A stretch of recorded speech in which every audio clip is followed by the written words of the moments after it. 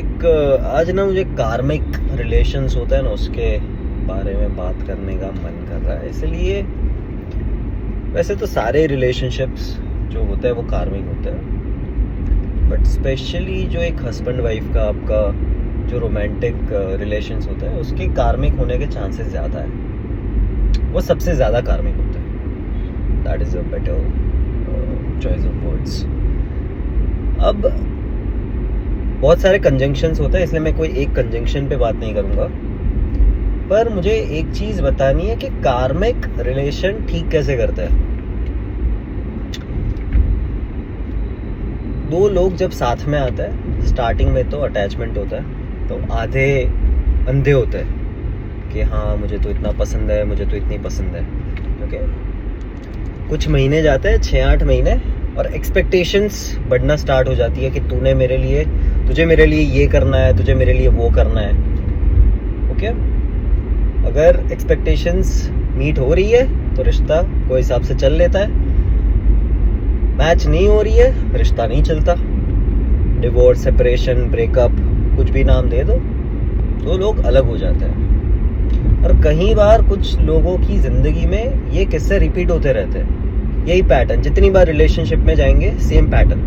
Okay, उससे भी पता लग जाता है कि आपके चार्ट में वो कार्मिक रिश्ता है या नहीं। अगर प्रॉब्लम्स रिपीट हो रही है तो कार्मिक है। अब इसे ठीक कैसे करते हैं? जनरली इंसान का ऐसा नेचर होता है कि कोई भी रिश्ता ख़त्म होता है ना, तो उसे ये तो ऐसा था, ये तो वैसी थी, इसने मेरे लिए ऐसा नहीं किया, इसने चीट किया, ये किया, गाली, बुरा, ठीक है। अंदर कड़वास रहती है, मन के अंदर वो मिठास जो इनिशियली दिखती है ना, उससे पूरा ऑपोजिट हो जाता है। कार्मिक का रीज़न ही ये है, और ये ठीक ऐसे होता है कि आपको जो कड़वापन यहाँ पे, जो कड़वास यहाँ पे फील हो रही है ना, वो होने के बावजूद, मान लो आपका सेपरेशन भी हो गया है या आप दोनों का ब्रेकअप हो गया है, वो अंदर मन दुख है। इनिशियली अपना अप्रोच कैसा था? मुझे ये चाहिए, मुझे वो चाहिए, मेरे लिए ये कर ले, मेरे लिए वो कर ले। कार्मिक रिश्ता ठीक कैसे करते हैं? तू बता तुझे क्या चाहिए तेरे लिए, और मैं क्या कर सकता हूँ या क्या कर सकती हूँ। जितना देना है अभी बोलो, मैं सब कुछ दे देता हूँ या दे देती हूँ, ठीक है। तुझे ये नहीं चाहिए फिर भी मैं तुझे देता हूँ। Be a giver.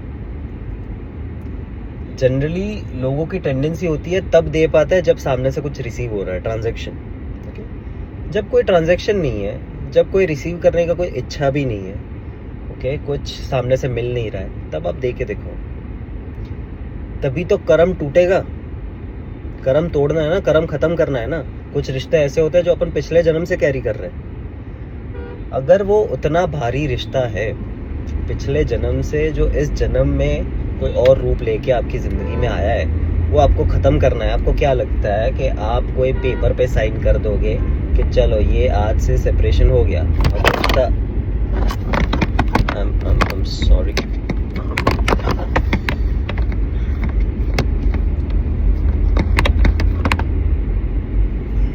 हाँ, I'm sorry. आपको क्या लगता है आप साइन कर लोगे और वो रिश्ता टूट जाएगा? टूटते हैं। कई बार आप देखोगे डिवोर्स के बाद भी सालों तक वो रिश्ते चलते हैं। डिवोर्स के साथ कुछ रिश्ते ख़त्म नहीं होते, और कुछ ऐसे होता है जो डिवोर्स से पहले ही ख़त्म हो गए होते हैं। कुछ रिश्ते ब्रेकअप के बाद सालों तक चलते हैं। जो अपना, और ये कार्मिक चीज़ वो ठीक कैसे होती है? सिंपल है स्वभाव।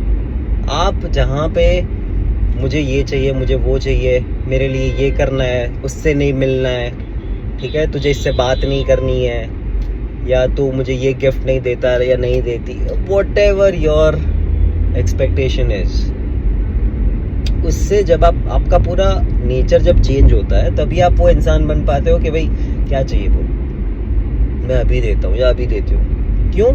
आप इसीलिए नहीं दे रहे हो ताकि आपको सामने से कुछ रिसीव हो रहा है, आप इसीलिए दे रहे हो क्योंकि एक बार में बस अब खत्म करना है। ठीक है, ये रिश्ता अगर आगे आज से 10 साल बाद, 20 साल बाद, और मान लो चलो ये जन्म में नहीं, कभी भी ये लेके पैदा नहीं होना है। जब आप ऐसा सोचोगे ना, अब ये परमानेंटली इसका एंड लाना है, आपका नेचर चेंज होगा, आपका स्वभाव चेंज होगा, उसके थ्रू, सिर्फ और सिर्फ उसके थ्रू आपकी कार्मिक चीजों का अंत होगा।